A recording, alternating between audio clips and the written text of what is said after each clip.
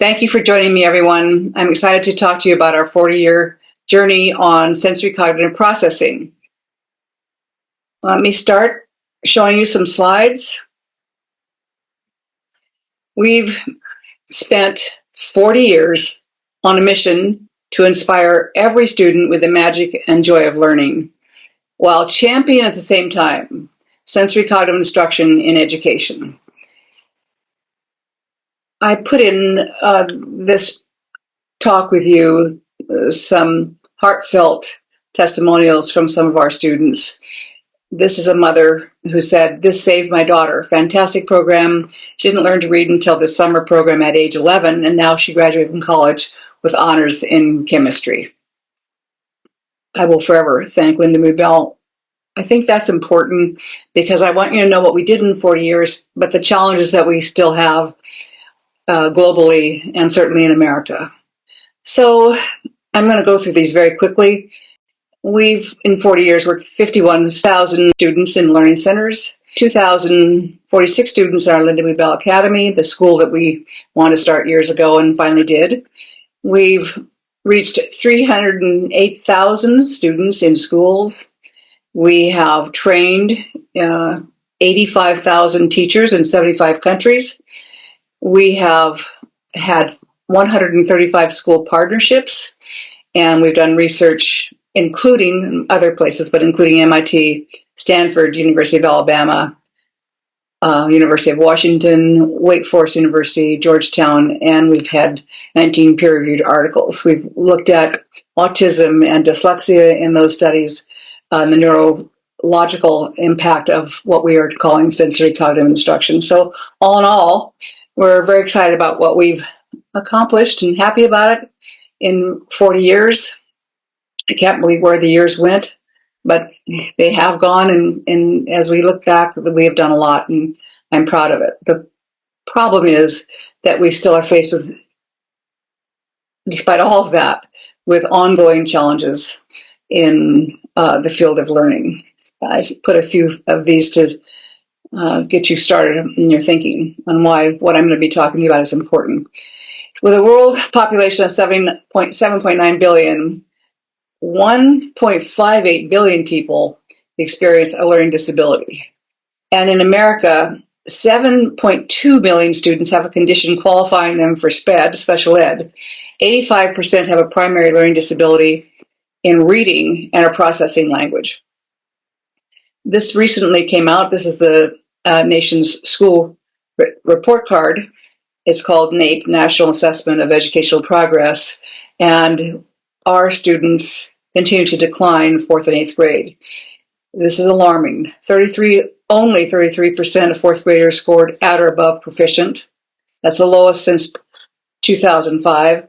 Only 31% of 8th graders, and of course, that's worse as I think about it. Here's kindergarten through 8th grade in that pipeline, and that means that in the 8th grade, where they were in 4th grade is alarming, but now where they are in 8th grade as they go into higher education or high school and possibly higher education, their scores are the lowest since 1998, only 31%. So I'm wanting to talk to you about, after 40 years, what we think could be a solution, and that is sensory cognitive instruction. So what do I mean by that? That's a new term. People talk about the simple view of reading. They talk about dyslexia. They talk about autism. They talk about learning challenges.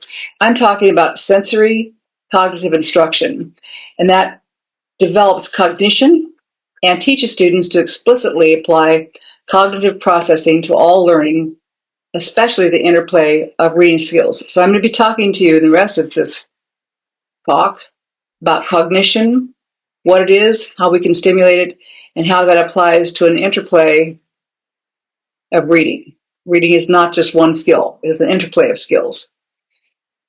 So first, a quick slide on cognition.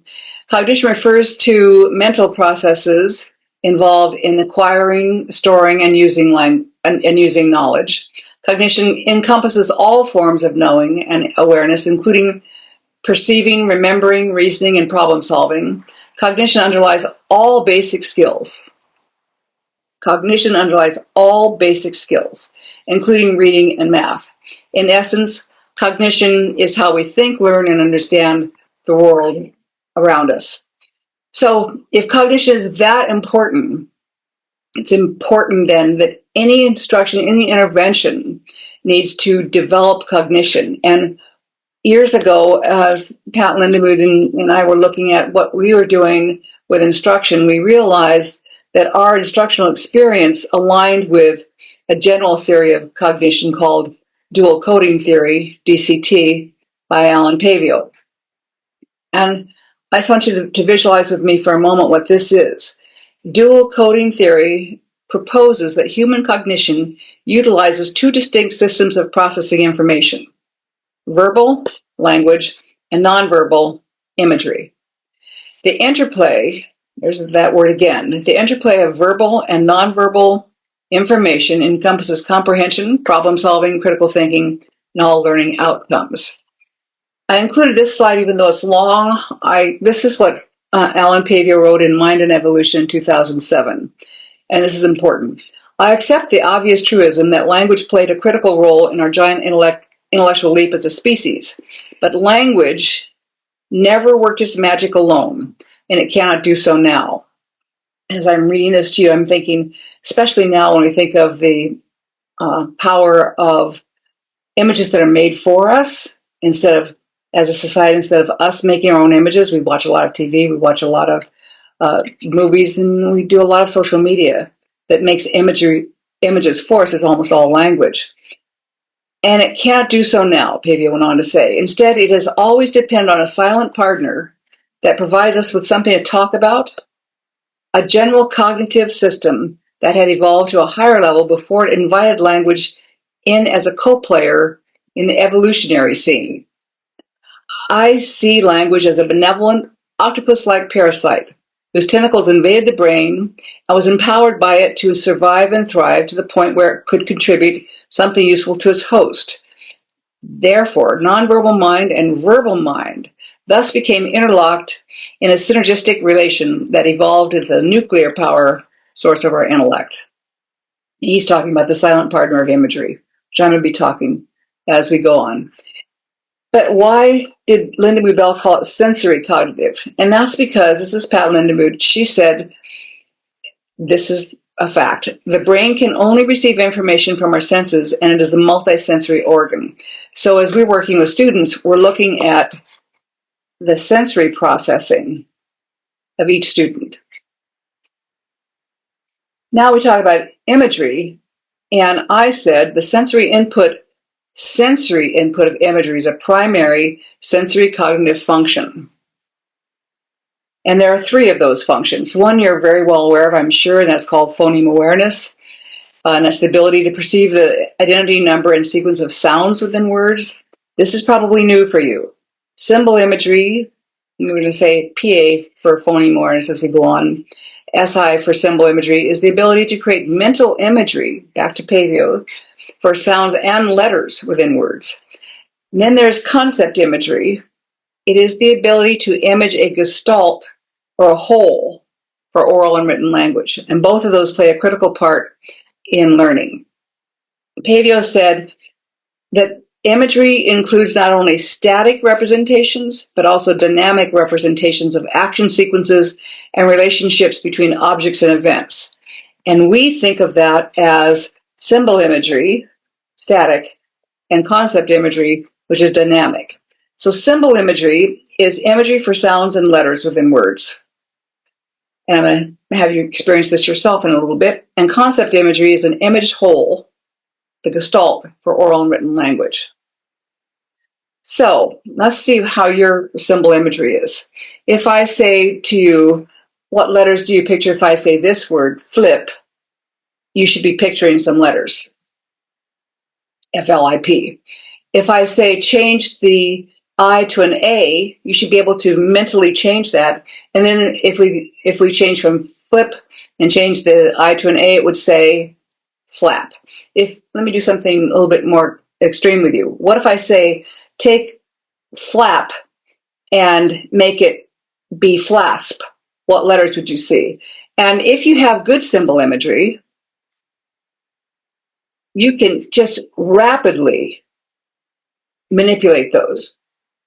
If you don't, you're probably experiencing some difficulty with reading or spelling. Now let's look at concept imagery, the dynamic relationships. What do you picture when I say the black horse ran across the green field, galloping as fast as he could, and then leapt over a rock fence? Were you able to create some images for that? You should have some movement and some color in those. And so when you did that, your brain instantly created that imagery, which is what you need to do when you're reading or when you're listening to language. Individuals differ in this. Individuals differ in the extent, manner, and efficiency of employment of each of the systems according to their verbal and nonverbal habits and skills. What I just did with you was to see how your your imagery processing was working for both concept imagery and for symbol imagery. But there could be individual differences in the audience that are listening to me, and there are also individual differences for students that we see. And here's what happens. When there are individual differences in symbol imagery, this weakness can negatively impact foundational reading skills, including word attack, word recognition, and paragraph reading. Our recent research indicates that symbol imagery is a stronger predictor of reading skills than phonological awareness. And obviously, phonological awareness is tracking the identity number and sounds in words, and obviously critical, but being able to manipulate and process symbol imagery is more predictive for reading, because that is with letters, is more predictive for reading, and it is also predictive for word attack skills. Individual differences in concept imagery. Now, this one is probably what I feel like my life work has been about.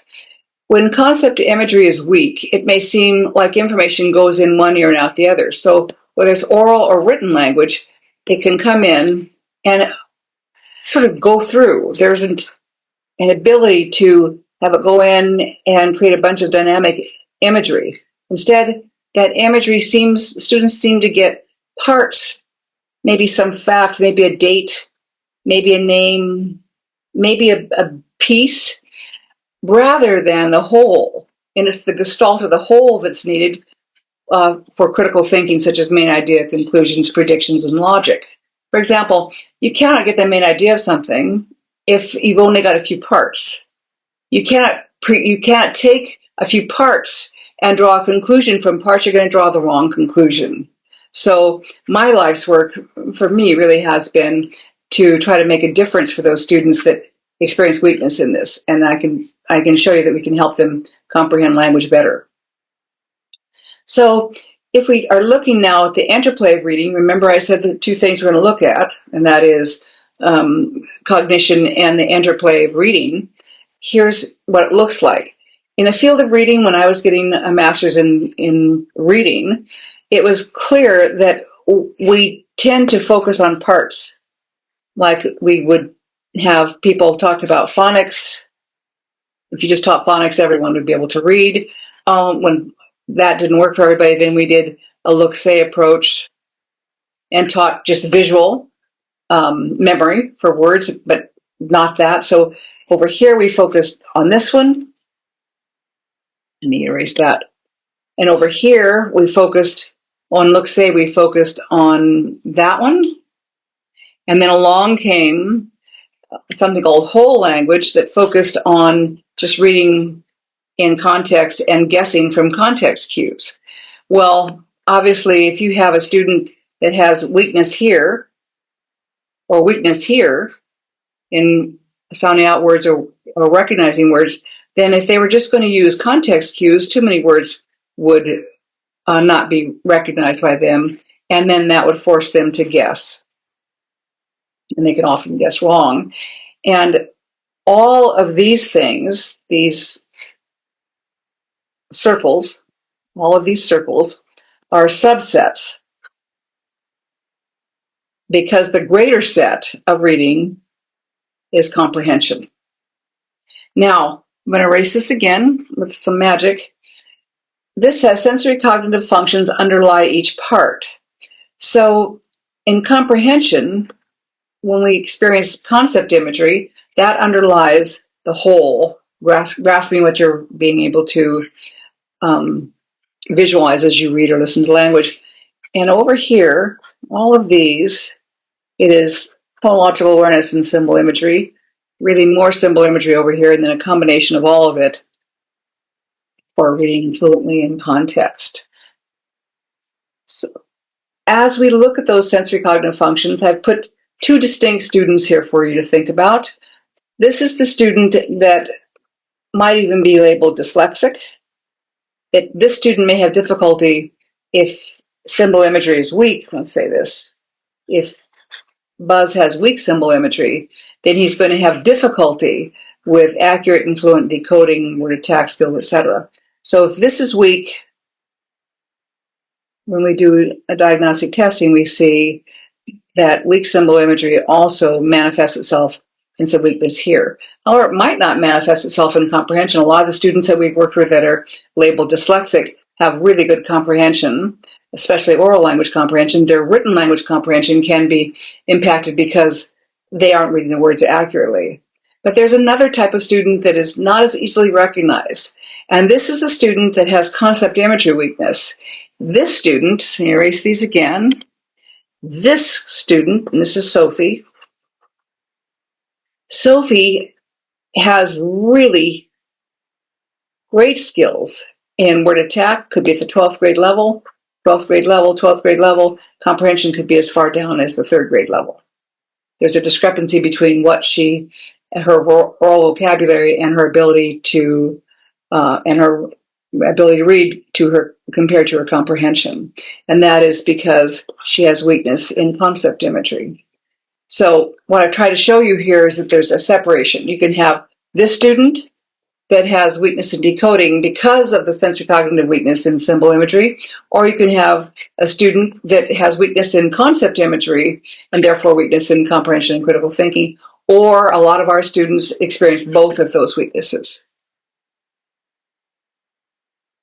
So what does sensory cognitive instruction look like then? If we're trying to develop DCT, dual coding, and if we're trying to develop that imagery language connection or interplay, and we're doing it with symbol imagery and concept imagery, what does that instruction look like?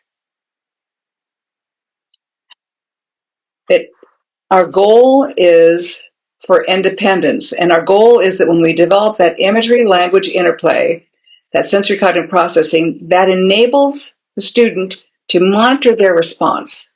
They don't need you and me standing there. That, because they can monitor their response, they really don't need us because they can self-correct. And if they can self-correct, then they become independent. And that's all based on developing the sensory cognitive processing. Here's what a 4th grade student said. Before Lindamood-Bell, that's how she refers to us, I never felt like I could read out loud in front of people. It always felt just weird, and I never volunteered to read out loud in class or at home. Now I feel good about it, and I want to ask to read. So what does that instruction look like with us? First thing that we do, number 1, is we do a learning ability evaluation, what we call an LAE. We can do them online or we can do them in our learning centers. We have 47 learning centers now to determine an individual's strengths and weaknesses in learning. Once we know what those strengths and weaknesses are, we then differentiate the instruction based on that LAE. Then my favorite thing is that we offer intensive intervention because you want to quickly get in and get out. You want to quickly develop the skills and apply that sensory cognitive processing to literacy skills. So when we do intensive intervention, as opposed to a couple hours a week or half hour, 3 days a week, when we do intensive intervention, we focus on the sensory system and that sensory cognitive processing. We do it 4 hours a day, 5 days a week. And in 6 to 8 weeks, we can have extremely big changes, large, substantial changes in processing language. And we offer this both in person and online instruction with equally powerful outcomes. We can thank COVID for that. we had to put our instruction online, and since then we've been able to track how it compares to our in-person intervention. So in our learning centers, since I think this data is only from 2004, we had learning centers before that, but we didn't track the data. We've seen approximately 30,000 students. And what I think is interesting about this slide and why I kept it in here, this is decoding over here. So you can see that 44% of our students come to us with decoding issues, and many of those students come to us with a prior label of dyslexia, or when we look at their scores, even if they haven't been labeled dyslexic, their performance on the LAE has what would be a dyslexic profile. Obviously, it's fairly easy to see when someone is reading a word wrong. Let's say if they look at this and say basket, that's an obvious processing error. But only 24% of our students come to us with only a comprehension issue. And I think that is the I have more concern about our comprehension-only students than I do our dyslexic or our decoding students, because if you have a weakness in comprehension, it's impacting not only what you read, but also what you hear in terms of language. What's interesting about this slide, I'm going to erase it again. What's interesting about this slide, this group over here are the decoding plus the comprehension students. And so what I think is interesting is that this percent, which now is 54% of our students, need some form of comprehension work, some development for comprehension. I put this in because this is what a parent said, that came to our learning centers. The staff are wonderful, and they changed my daughter's life in the best way. She went from fearful and ashamed about not being able to read to enjoying reading so much in just 100 hours. And I put that in there because I want you to see that the change can happen very quickly with intensive intervention. So let's just have a few more slides here. Let's look at what happens to these decoding only students. So here's Sophie over here, and I grayed her out. And we're focusing now on symbol imagery. Let's see what happens. So symbol imagery means we're focusing on the subsets, not focused on comprehension. And how do we do that? We directly look at the sensory input. All of the program steps mean that our instructors are looking to see how Buzz can visualize. And of course, this is letters. And we go from a vowel consonant to multisyllables. And this is what happens. Here's your Venn diagram that you now know about. We're working on these circles, the word attack, word recognition, and contextual reading up there. Let me show it to you this way. These are the circles we're working on. This is data on 11,395 students with an average age of 9.6. Well, what's interesting about this slide for you is that this is after 112 hours of intervention. And I want you to look at the light blue.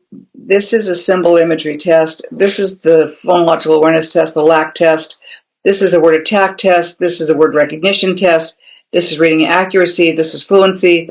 This is comprehension. And this is vocabulary. You can see that the highest score on here for these students is vocabulary.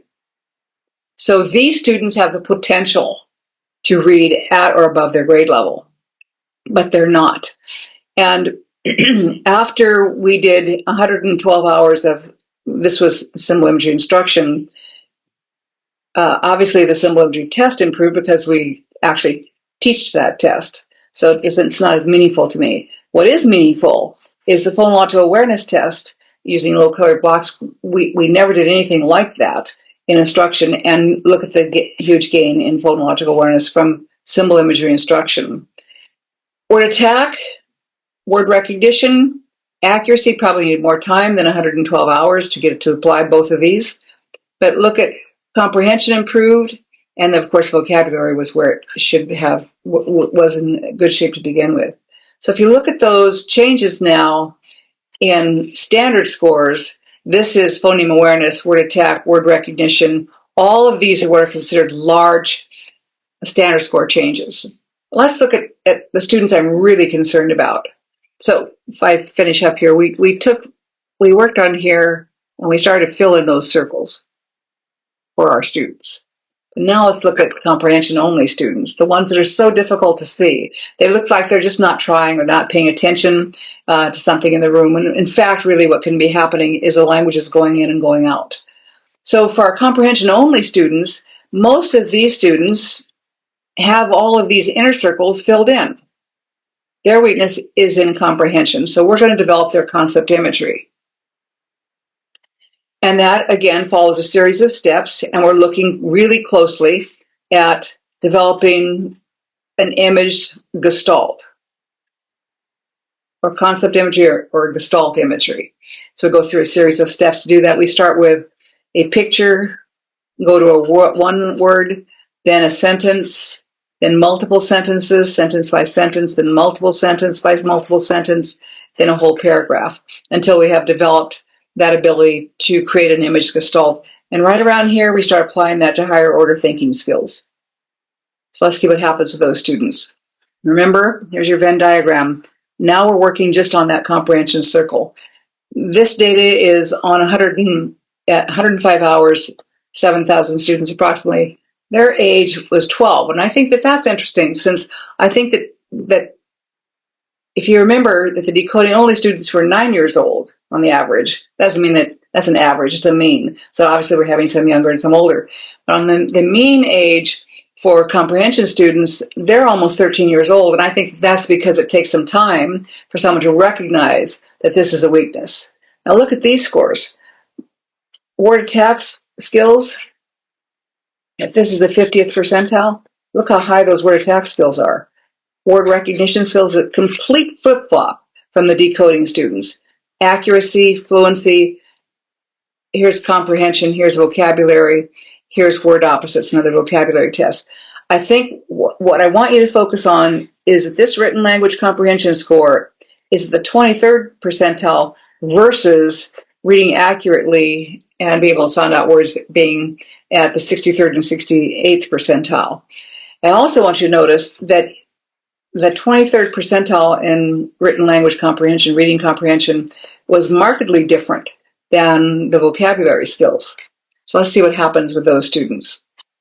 Well, I can erase this and show you quickly here that written language comprehension, reading comprehension, our focus up here, went from the 23rd percentile to the 45th percentile with 105 hours of intervention. And that looks like standard score changes that are huge in reading comprehension. Impressive, huh? And a big concern that so many students have this issue. Now I'm going to show you something about severe comprehension students. These, again, we're looking at this circle. There's only 892 students, an average age of 10. Some of these students had a prior diagnosis of autism. Not all of them, but some. And after 106 hours of instruction, I'll show you the gains. You can see it right here in written language comprehension, which is huge, which is life-changing. But look at this. These students, if you look at word attack, word recognition, look how intact these inner circles were. This was never an issue for them. They were at the 82nd, 87th, 88th percentile, accuracy above the 50th percentile. But even with vocabulary as high as it was coming in, they were at the 8th percentile in reading comprehension. And here's a better example of how that changed. From the 8th percentile to the 47th percentile. Every time I see this, I gasp. That is absolutely life-changing. Because that is, for that student, if you're changing their reading comprehension like that, you're probably also changing their oral language comprehension. There it is again in standard score changes. Now, the last category I'll quickly show you is the students that come to us that are both decoding and comprehension students. And of course, we do all of these. We do symbol imagery and concept imagery with those students. And this is what happens after 148 hours. Some of those students have longer because they have to do both decoding and comprehension. That's 8,000 students, the average age of 11. You can see the standard score changes are large in phoneme awareness, word attack, word recognition, accuracy, fluency, written language comprehension, not vocabulary was only a medium one, but we had not worked on that either. All of that to say that I'm happy to be sharing 40 years of work with you. I have just a few more slides that I want to share. This one I put in because this individual came to us and is now a SPED teacher. She says, I went to Lindamood-Bell 20 years ago, and of course my hands do look older. I was 9 and I couldn't read or write. That place honestly changed my life. I came out of the summer program reading at grade level and continued to advance. Important. I'm now a SPED teacher and I can never be more grateful. So the last thing I want to say to you is that probably this is one of the most important things I'm going to say, but let me say this first.